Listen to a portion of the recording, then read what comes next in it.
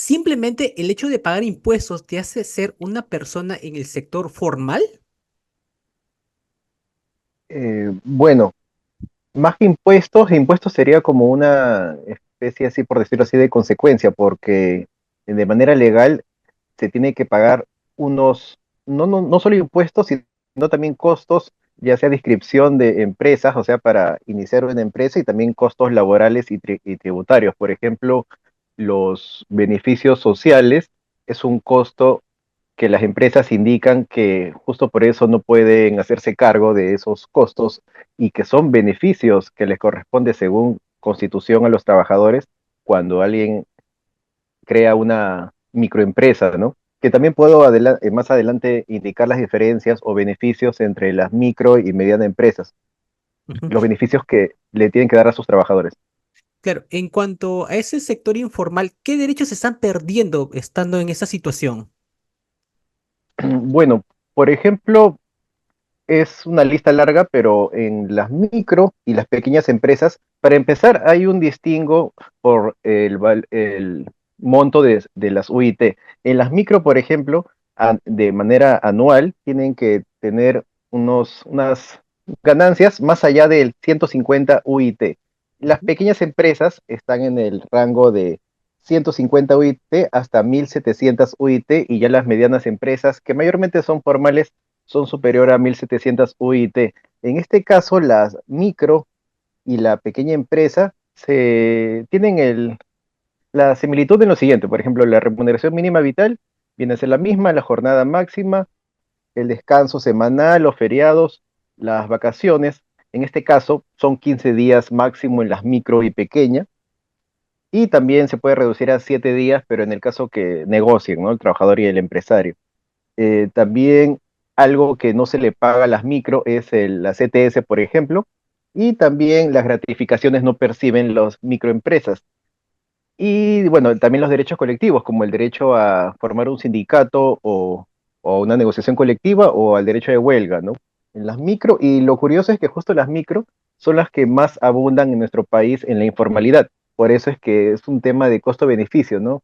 No todas las empresas al año tienen ganancias superiores a 150 UIT, que viene a ser algo de 700.000 soles más o menos, y por eso gran parte del porcentaje de los trabajos informales justo viene a ser en las micro. Por eso es que los empresarios de las microempresas indican que no pueden abastecerse dándoles o otorgándoles los beneficios sociales o los derechos que les corresponden, siendo micro, y más aún a los microempresarios que recién están formalizando o recién están creando su empresa. Eso también al margen de los tipos de contratos que hayan, ¿no? Porque muchas veces en la práctica se desnaturalizan los contratos. Casi puedo decirte por experiencia que el 99% de contratos laborales siempre están desnaturalizados. Claro. Algo interesante que acabas de mencionar es que la gran mayoría son de las microempresas. Y eso tiene mucha relación, por supuesto, porque el INEI hace ya en junio de ese año lanzó un porcentaje del cual el 70% aproximadamente de peruanos está bajo esta modalidad de informalidad. Entonces, bajo tu consideración, ¿por qué este porcentaje tan alto en el Perú, a pesar de su crecimiento económico? Bueno, para todos por igual, podría decirse lo que siempre se dice en la academia como en la práctica, ¿no? Que una de las causas de lo que has dicho es por los costos, los altos costos para ya sea iniciar una empresa, esto es inscribir la empresa, también adecuarse al marco legal, pagar impuestos, como lo había indicado también nuevamente, los beneficios laborales, los beneficios sociales. Bueno, pero esto también tiene un doble filo, porque esto implica, el no estar formalizados implica también limitar el crecimiento de la empresa, por ejemplo, ¿no? No podría ser alguien proveedor del Estado en una contratación pública. Puede también implicar sanciones por parte de SUNAFIL, que pocas veces hacen inspecciones de oficio, mayormente son de parte. Por eso no, solo cuando sale un informe periodístico a veces, pero es raro que lo hagan así como de oficio, una inspección de SUNAFIL, que es del Ministerio de Trabajo. Bueno, o- otro tema también que tiene que ver con el derecho de marca o de la competencia que se ve en Indecopi es que al no estar formalizados una empresa también puede, una empresa X puede utilizar el nombre de una empresa, ¿no? No puede, por decirlo así en lenguaje coloquial, patentar su nombre, ¿no? Claro. Eh, a ver, otro tema. Bueno, también no, bueno, ya lo dije, no participar en contrataciones públicas, no ser proveedor, porque tienen que estar inscritos en OCE, también eso requiere una formalidad.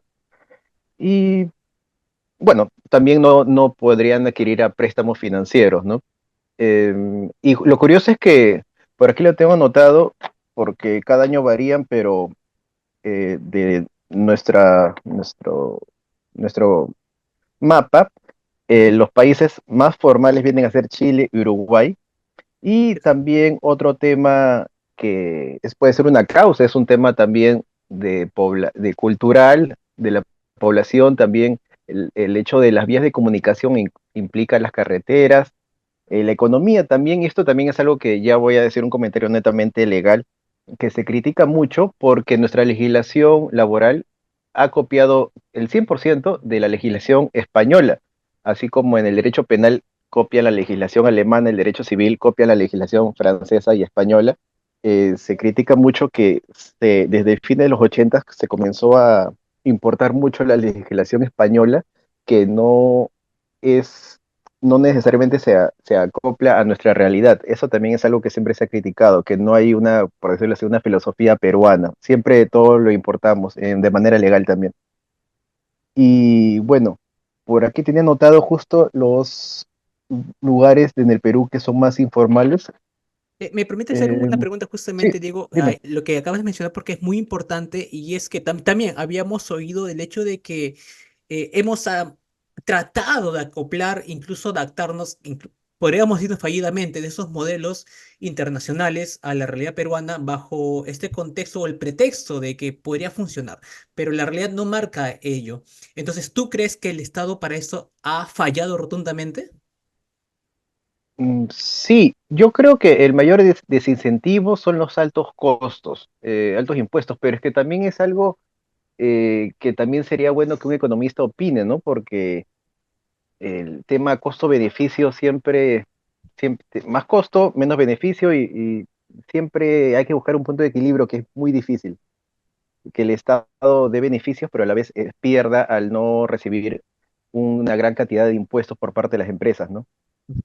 Podríamos decir Porque entonces que la informalidad también tiene una de sus causas, el hecho de estos trámites tan engorrosos, el tema burocrático y que impide que las personas se motiven a sí mismas a entrar al sector formal.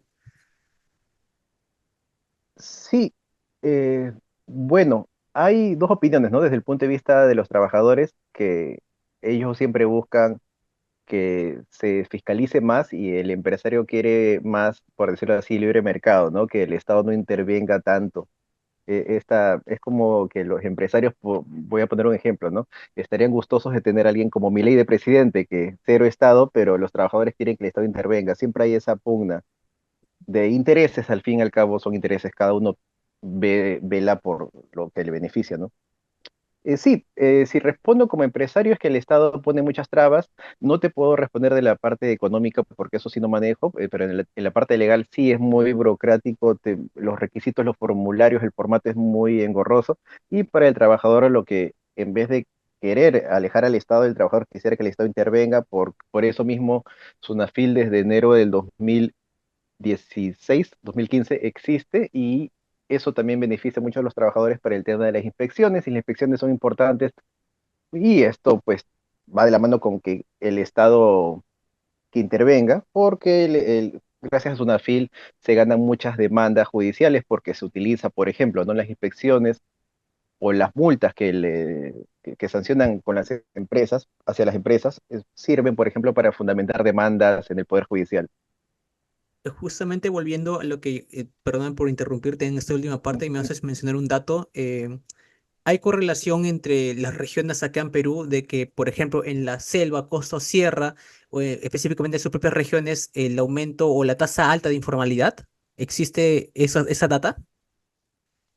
Bueno, justo estaba viendo, porque también quería mencionar eso, pero veo que varios, más que encuestas, PDFs que varían de acuerdo al año. Yo tengo aquí anotado justo una que, pero es del 2021, no Claro. tengo, que Apurímac, Puno, Huancavelica, que justo tienen mayor informalidad, tasa de informalidad, son, por ejemplo, Puno y Huancavelica hay mucho negocio, pero sabemos pues que la extrema pobreza hay en muchos lugares en Puno y en Huancavelica, ¿no? También había visto bueno, eso fue en 2006, cuando era más joven, en la Universidad del Pacífico, Arellano y unos profesores querían, Arellano, el de marketing, quería crear clase F.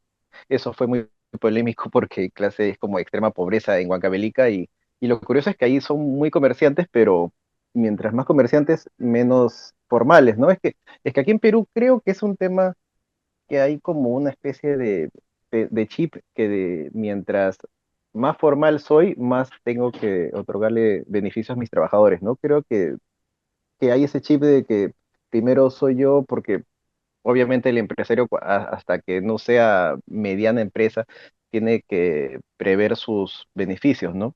Y yo creo que es eso, es un tema complicado entre mirar un negocio propio y a la vez darle un beneficio a tus subordinados, por decirlo así, ¿no? Es complicado. Si existe esta desconfianza de parte del empresario, del futuro empresario emprendedor, de parte del Estado también, ¿qué le toca hacer entonces al Estado para incentivar la formalidad a nivel legal? Yo, a ver, voy a responder como responden algunos empresarios con los que he podido hablar. Que se simplifiquen la legislación y que también algo importante, que en el Perú, en lo laboral justo, a diferencia de lo penal o civil, que todo está en un código, en nuestra legislación laboral es muy dispersa. Ese es un tema también que más allá de la dispersidad, esa conjugación, más allá de que la legislación esté dispersa, eh, el tema es también buscar un especialista. Por ejemplo, uno puede ser laboralista, pero puede ser especialista en un temas sindicales o de huelgas, de negociaciones colectivas, ¿no? Pero en el tema de crear empresas que tiene que ver más que con el derecho laboral, de ver con el derecho empresarial. Me estoy saliendo del tema, perdón, pero quería llegar al punto que no, que también es un costo adicional para el empresario porque en conseguir abogados que sean especialistas en formar una empresa, se buscan más a un derecho, especialista en derecho mercantil o comercial o empresarial. El laboralista entra más cuando ya está la consecuencia, o sea, la sanción, por decirlo así. Pocos laboralistas, la verdad, yo he conocido y yo también soy laboralista desde pandemia, no somos expertos en formar una empresa. Siempre llegamos cuando hay un problema. Es como Ujú. el penalista, ¿no? Que el penalista no está en la parte educativa del delincuente, sino que llega cuando ya se cometió el delito, ¿no? Algo parecido. Claro. Es Ujú. como que llegamos para solucionar, pero no llegamos para crear, algo así. El que crea Em, es el abogado experto en derecho mercantil o empresarial, pues, ¿no? Y claro. eso también es un costo. Perdón, me salí del tema, quería indicar nomás que ese costo, aunque parezca mínimo, es grande porque acarrea también un costo de buscar un contador, un abogado especialista en tal materia, ¿no? Y no abundan, no son todos. No, no te preocupes, porque ese dato es muy valioso en realidad. Y déjame preguntarte también, si bien como iniciamos con la pregunta de que si el simple hecho de pagar impuestos hace estar en el sector formal y vemos que quizás la realidad no es así en realidad, entonces déjame preguntarte, ¿qué sanciones le corresponde a esas empresas que incurren en esos actos informales, que le quitan derechos laborales a sus trabajadores, que no le dan los beneficios laborales, por supuesto, o incluso su seguro? ¿Qué sanciones les corresponde a ellos? Ah, ya. Esa tarifaria, por decirlo así, de multas, no la tengo ahorita en la cabeza, pero el Ministerio de Trabajo, de acuerdo al tamaño de la empresa o a la sanción, si es grave, leve, otorga una multa, pero aquí también lo que se critica es que las multas que le dan hacia las ciertas empresas por no cumplir ciertos requisitos o ciertas formalidades, va hacia el Estado. Es como que rebota, es como que el Estado gana, pero ese dinero, los trabajadores, por ejemplo, dicen, ¿no? Ya. mandamos una inspección. El SUNAFIL pone multa, ¿no? De miles de soles a una empresa, pero ese dinero no beneficia a nadie. Y muchas veces las empresas pasan meses y nunca pagan, ¿no? Eso también se ve. No es como, por ejemplo, SUNAT, que sí hay un tema coactivo, hay más presión. Es como que en SUNAFIL las empresas multan a las empresas, pero no es como que algo muy grave, ¿no? Y conozco muchos casos que muchas empresas les multan, pero simplemente eh, pasan por lo alto esa multa y todo sigue igual, ¿no? O sea, no hay clausura de local, no hay nada. Es como que todo se olvida. Claro, justamente Otro eso. tema, otro tema, perdón, otro tema también Sí, es la sí. informalidad, algo que también surgió justo en pandemia en 2021, no recuerdo exactamente el mes, cuando entró en vigencia esta ley de los trabajadores del hogar. También, respecto a lo que has dicho, ¿no? Que es importante de que si con solo no pagar impuestos uno es informal, ¿no? Porque eh, hay a veces empleos formales, pero dentro de los formales hay una informalidad. Voy a poner un ejemplo, ¿no? En los Claro. trabajadores del hogar. Desde el 2021, supuestamente, lo que se ve en Perú, ¿no? La clásica, que la abuelita ya es anciana y está el tío, la tía, bueno, mayormente se ven personas del sexo femenino, tías, que cuidan de la abuela, y que eso ya no es como un trabajo de honor, ahora debe ser un trabajo con todos los beneficios de ley, pero eso sabemos que no se cumple en la práctica y no se cumple también por desconocimiento de ambas partes. Es como yo también le he comentado a muchas personas o familias y no están ni enterados pues que existe una legislación para el trabajador del hogar, ¿no? Más allá, no necesariamente del empleado, sino también del que cuida a una persona mayor, ¿no? No veo pues que haya esa cultura de, a mi familiar le voy a otorgar un CTS, gratificación por cuidar al abuelo, ¿no? No se ve eso en nuestra cultura. Por eso digo, ¿no? También es un tema cultural, ¿no? Es como, bueno, a menos que alguien me fiscalice, pues no hago caso, ¿no? Algo así, ¿no? Ujú.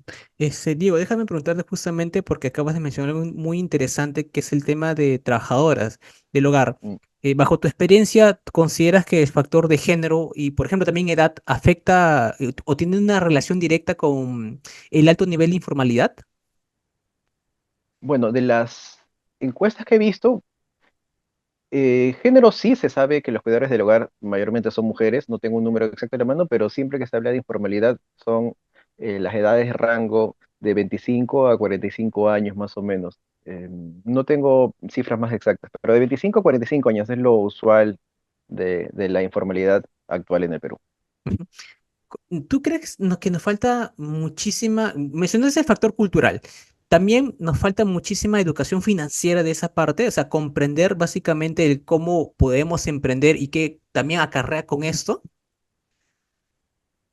Mm, Sí, em, es una pregunta complicada porque eso yo creo que alguien que haya sido administrador de vida, de práctica o de carrera podría responder mejor eso porque yo, como comenté hace un rato, ¿no? Yo como abogado siempre llego cuando está la, entre comillas, enfermedad, no está el mal. Ujú, La parte inicial es como eh, es más, en la práctica, los que redactan los contratos o los que llaman al personal, siempre se sabe que es recursos humanos o contabilidad, pero es como que al abogado no lo llaman y muchas veces cometen errores de que piensan que el contador o el de recursos humanos que mayormente estudió psicología organizacional es como que el que puede encargar de resolver todo eso, pero yo digo que se ve que no funciona porque en la práctica siempre llaman al abogado porque ya sea porque está mal redactado un contrato y por eso mismo los trabajadores inician demandas por desnaturalización de contrato, que eso es algo que el 99% de veces veo siempre, la mayormente las demandas siempre son desnaturalización de contrato. Y uno puedo tal vez decir, ¿no? Que cabe poner como una informalidad, si cabe mi idea, que una empresa puede ser grande, ¿no? Por ejemplo, he visto Faber-Castell, Jambal, Unic o Química Suiza, que contratan, por ejemplo, que en su contrato estamos en el año 2024 y siguen contratando a trabajadores que en la causa objetiva del contrato que firmó los trabajadores, miles de trabajadores, claro. son por causas supuestamente que pasaron, ahí dice, ¿no? Literalmente por las ventas incrementadas en el año 2014, 2017. No tiene nada que ver con 2024 y eso es una manera que yo creo que sí cabe, que calza como una informalidad dentro de una formalidad, ¿no? Ujú. Porque se está desnaturalizando algo que también tiene un respaldo jurídico, o sea, no es como un capricho mío, sino que en la legislación o jurisprudencia está, ¿no? Que cada contrato tiene como tiene que tener una causa objetiva, una razón de ser, que en la práctica nunca es bien raro que se cumpla. Yo nunca he visto, por ejemplo, en estos 4 años desde que me dedico a laboral, que nunca he visto un contrato que los jueces digan, esta causa está bien redactada". No he visto ninguno, siempre, suele decirte que, no sé, son más de 50 empresas que he visto que siempre los contratos están mal redactados porque pienso yo que es porque una persona tal vez no preparada en lo laboral se encarga de escribir y ya está, y eso es todo, ¿no? Y eso creo que también en el fondo es como una informalidad, ¿no? Es como hacerlo al champazo, como diría, ¿no? Ujú.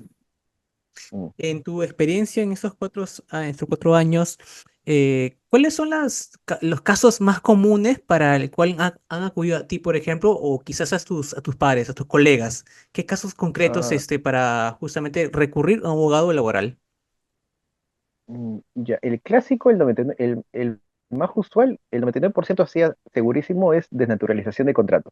Que Ujú. lo contratan o ya sea porque en el documento está que lo contratan por, como había dicho, ¿no? Que lo contratan en 2024, pero hay fechas que son muy anteriores, ¿no? A su contratación.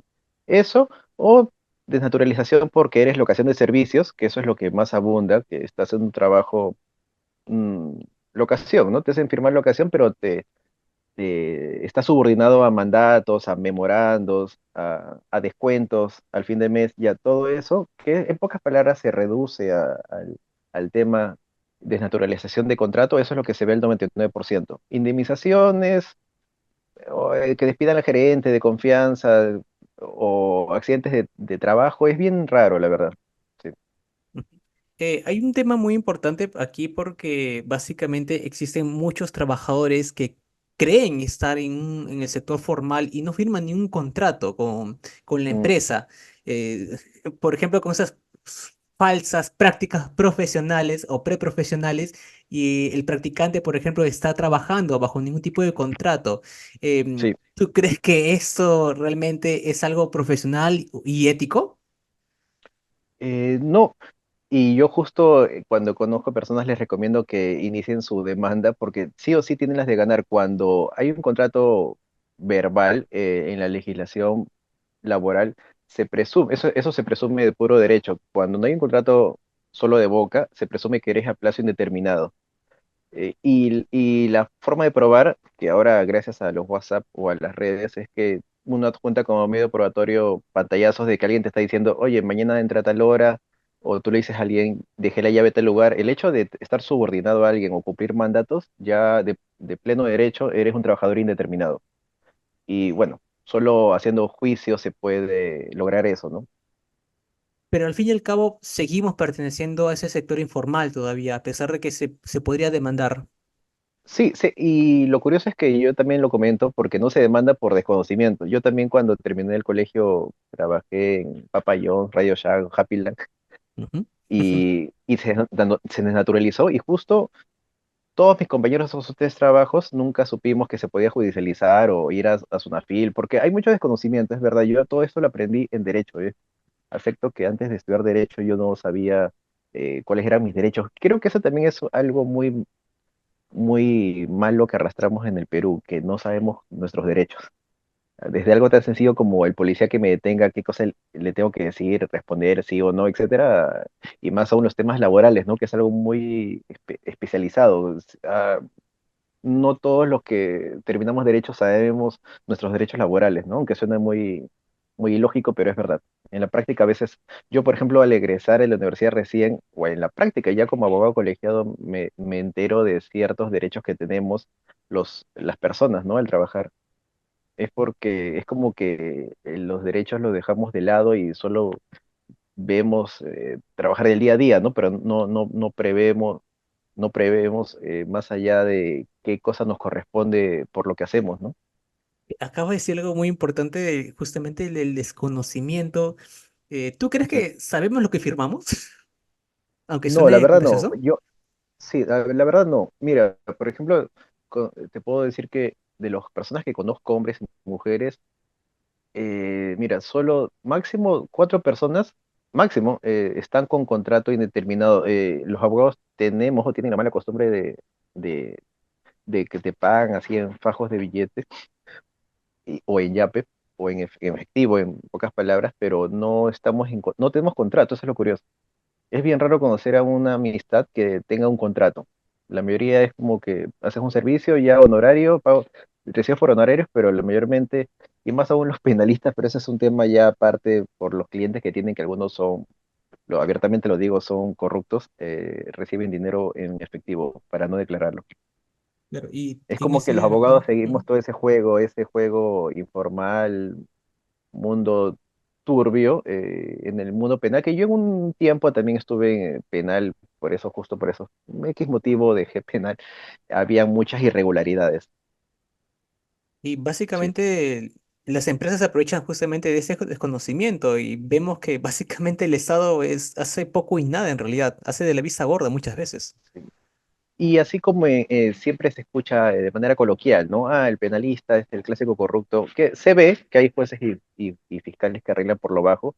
También te cuento que en el mundo del derecho laboral, y esto me enteré en la práctica, porque se aprende cosas en la práctica que los libros nadie te lo enseña, que muchas veces cuando Sunafil va a las empresas, hay una sección de recursos humanos que por ahí, bueno, no voy a decir nombres, pero se encargan ciertos estudios de arreglar por lo bajo con Sunafil. Por eso es que muchas multas es como que son simbólicas, pero por lo bajo ya han arreglado.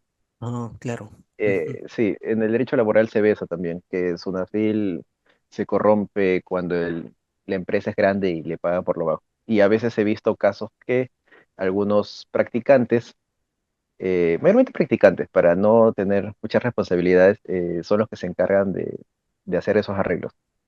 Y eso refuerza con lo que me acabas de mencionar, que sí, se puede ya intuir que básicamente el Estado tiene muchas tendencias en corrupción. Entonces esto alimenta muchísimo el estigma que le tenemos al Estado y por lo tanto nos cuesta bastante confiar, nos cuesta ir a SUNAT, nos cuesta declarar impuestos y optamos por empleos, por emprender de forma informal. Sí, correcto. Sí, es un círculo vicioso, la verdad. O sea, es como que los propios abogados que tienen que defender la legalidad, supuestamente, son los que también corrompen, ¿no? Entonces, ¿qué le toca hacer al Estado, siendo también uno de los principales causantes de esto? Una vez cuando era abogado penalista, aprendí que en Alemania, por ejemplo, no sé si lo dijeron correctamente, pero dijeron que en Alemania, por ejemplo, más que penas privativas de libertad, que en pocas palabras es pena de prisión de cárcel, allí las penas eran pecuniarias. Y eso es algo que dicen muchos que debería de existir más en el Perú. Más que meterlos presos a los corruptos, deberían de quitarle todos sus bienes, pero realmente embargarlos, ¿no? Ujú. Yo creo que ese es un tema también que la prisión como que no disuade, me parece. No sé, me salía el tema tal vez, pero me parece que también el Estado como que no es fuerte cuando se quebranta lo que el abogado decimos un bien jurídico, lo que se protege, ¿no? Es como que es muy manso o como que siempre no es que las penas sean altas y sean bajas o en el derecho laboral, porque también se utilizan los mismos principios en el derecho, en el proceso eh, sancionatorio, por decirlo así. Eh, pero es, ¿cómo lo digo? Mira, con solo decirte lo de hace un rato, ¿no? Que el hecho que Sunafil multe a las empresas y las empresas sigan, no les asuste porque de verdad ni les asusta, es como que todos saben que ese dinero al final va a llegar al Estado, aunque demora, pero va a llegar al Estado. Hay unos que están proponiendo que las empresas deberían, lo que pagan como multa, ir hacia los trabajadores o hacia los afectados para que así las empresas se pongan más pilas, ¿no? Para que prevean en un futuro no cometer ciertas irregularidades. Eso he escuchado muchos. Me da esa impresión que si el dinero no terminase en el Estado, pero terminase en el sindicato de trabajadores o en los afectados, que no necesariamente son sindicalizados, podría prender el foco de, no me conviene seguir cometiendo irregularidades, que en pocas palabras eso es parte de la informalidad porque le estoy beneficiando a los trabajadores, ¿no? Hay unos que proponen eso. Como dos preguntas finales, Diego, déjame preguntarte que ¿existe una protección legal realmente para los trabajadores informales en el Perú? Realmente no, la única protección sería que tú acudes a un abogado y que es un costo y tiempo, y que demandes tu desnaturalización. Mira, sería lo único que te puedo decir como una salida rápida y en primer lugar, la verdad, demandar la desnaturalización. Lo digo eso porque un informal, viéndolo desde el un punto de vista sumamente legal, eh, el hecho de no tener contrato, la interpretación al contrario es que tú buscas tener un contrato y que tú hayas realizado labores permanentes y, como digo, no la palabra importante, subordinado bajo la dirección de alguien, ya te vuelve de pleno derecho un trabajador indeterminado. Pero, como decíamos hace un rato, ¿no? Que es el tema del desconocimiento y también va de la mano con el tema del costo de llamar a un abogado y el tema del tiempo, ¿no? Que mayormente los procesos laborales demoran 2 años y medio, más o menos, 2 años y medio. Mm. Y como pregunta final, Diego, déjame consultarte. ¿Hace falta realmente una reforma en el campo laboral acá en el Perú a nivel, bueno, con políticas, dicho sea de paso? ¿Realmente necesitamos una reforma urgente? Sí, las reformas es que aquí siempre también, así como es importante, siempre digo, hago diferencias con el derecho penal por lo siguiente, ya es como que, no, mejor lo dejo ahí para no extenderme mucho, pero el tema es que hay muchos proyectos de ley y muchas organizaciones que tienen propuestas, pero siempre hay esa pugna, ¿no? Y quería decir esta diferencia con penal, así como en la fiscalía hay esa tensión contra los presuntos delincuentes, en el derecho laboral siempre hay esa tensión entre empresarios y trabajadores, y más aún entre empresarios y cuando los trabajadores forman sindicato. Cada uno tiene su propuesta legislativa y nunca se ponen de acuerdo. Ujú. Ahora, lo último que ha salido es un proyecto, bueno, hasta ahora no lo aprueban porque está de años eh, alargándose. No sé su situación actual, pero hay un anteproyecto que es el más conocido, que es del Código Procesal de Trabajo, y hay otro que es Código de Trabajo, que hay muchos debates porque hay muchos que dicen, estás hablándolo desde el punto de vista muy prooperario, que es un principio del derecho laboral, ¿no? Así como el derecho penal hay pro reo, indubio pro reo, el derecho laboral indubio pro operario. Y hay otros que dicen, no, no estás beneficiando al empresario. Y hay ese tipo de discusiones, ¿no? Por ejemplo, en nuestro decreto legislativo 728 solo existía el despido arbitrario y despido nulo. Y ahora, en jurisprudencia, en el año 2001-2002 se creó el despido fraudulento y el incausado, cosa que a los empresarios no les gustó para nada y hasta ahora no les gusta, pero a los trabajadores sí les gusta porque así pueden expandir más sus solicitudes de cuando un derecho es vulnerado, ¿no? Ya, por parte de los trabajadores se busca que se legisle, porque ese es un tema ya que no viene al tema mencionar las jerarquías de las fuentes del derecho, pero es como que el despido fraudulento y el despido incausado, que existe en la práctica y muchas veces se ganan casos, eso fue creado por jurisprudencia, pero no tiene el peso de ser algo legislado, ¿no? Que creado por el Poder Legislativo. Y los trabajadores, muchos sindicatos, mayormente sindicatos, están buscando que eso esté legislado en una ley, pero eso, como fue creado por jurisprudencia, no tiene como esa, llamémoslo así, fuerza vinculante o ese peso. A pesar que igual tenga peso, ¿no? Puede ser algo simbólico, así, una cosa es lo que dice jurisprudencia, otra cosa es lo que está en la ley. Y hay esas pugnas, pues, ¿no? En pocas palabras, esas pugnas de intereses del empresario con el trabajador.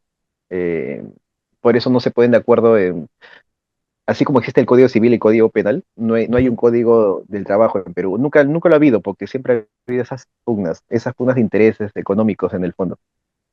Bueno, básicamente estamos resumiendo esto a que hay más intereses de por medio que mirar un solo horizonte y por ello también Sí, quizás una de las causas también de la informalidad. Déjame preguntarte algo súper pequeño, digo, ¿confías tú en tu experiencia y en los que más te quedan aún que la informalidad baje, la tasa de informalidad baje?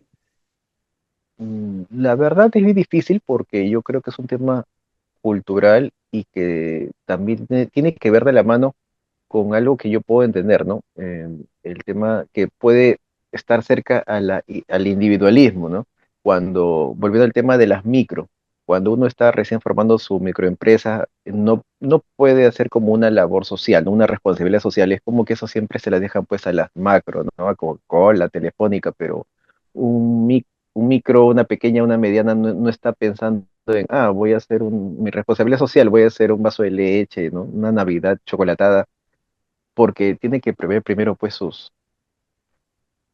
sus ingresos, ¿no? Sus Claro. utilidades. Ujú, Como que yo creo que para eliminar todo este tema de la formalidad sería más que nada burocracia y más flexibilidad en el tema de la inscripción o que no haya que el Estado no se intrometa con tanta fiscalización que en el tema de los tributos. Pero esto ya sería pues una reforma que opinarían los economistas en SUNAT, ¿no? Porque yo no soy especialista en esa materia, así que no te puedo opinar en eso. Pero es un tema que también más allá de la legislación es la realidad económica, ¿no?